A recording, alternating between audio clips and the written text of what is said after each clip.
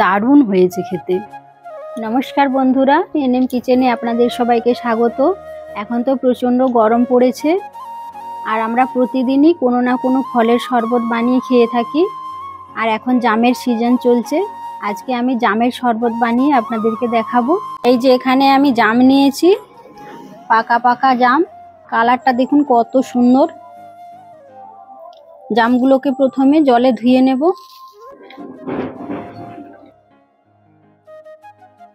জল পাল্টে পাল্টে আমি অনেকবার ধরে ভালো করে জামগুলো পরিষ্কার করে ধুয়ে নেব।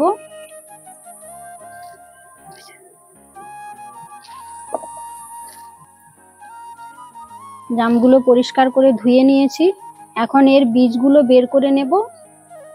এইভাবে হাত দিয়ে চেপে চেপে বীজগুলোকে বের করে আলাদা করে নেব। এই যে দেখুন, এইভাবে সব বীজগুলো বের করে নেব।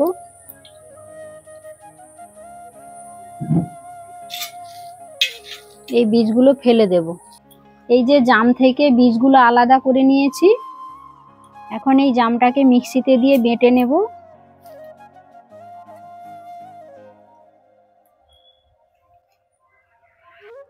এতে কিন্তু এখন জল দেব না, এই জামের জলটাই দিয়ে দেব। এইভাবে মিক্সিতে বেটে নেব। মিক্সিতে জামটা বেটে নিয়েছি, এখন একটা পাত্রে ঢেলে নেব।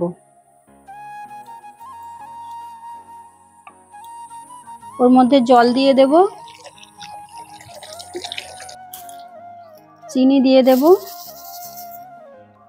সাদা লবণ দেব, বিট লবণ দেব, জল জিরে দেব,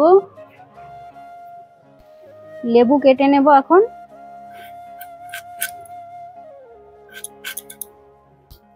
লেবুর রস দিয়ে দেব। সবকিছু একসাথে ভালোভাবে মিশিয়ে নেব। এখন একটা ছাঁকুনি নিয়েছি, ছাঁকুনি দিয়ে একটা পাত্রে ছেঁকে নেব।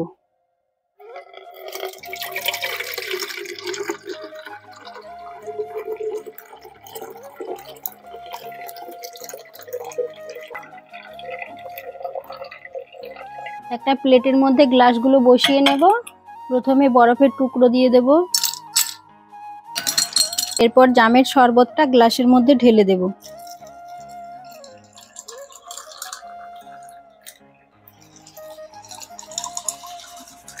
গ্লাসের মধ্যে স্ট্র দিয়ে দেব, পুদিনা দিয়ে দেব। কত সুন্দর লাগছে দেখুন দেখতে। কালারটা দেখুন একবার শুধু,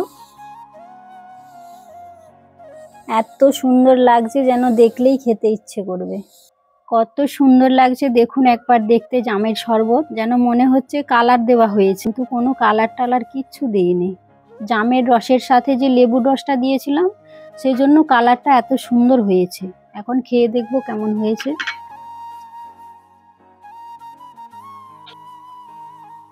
দারুণ হয়েছে খেতে। এভাবে একবার জামের শরবত বানিয়ে খেয়ে দেখবেন। গরমে তো দারুণ লাগবে, আর অন্য সময়তেও দারুণ লাগবে খেতে। আজকের ভিডিওটা এখানেই শেষ করছি। দেখা হচ্ছে পরের ভিডিওতে। সবাই ভালো থাকবেন।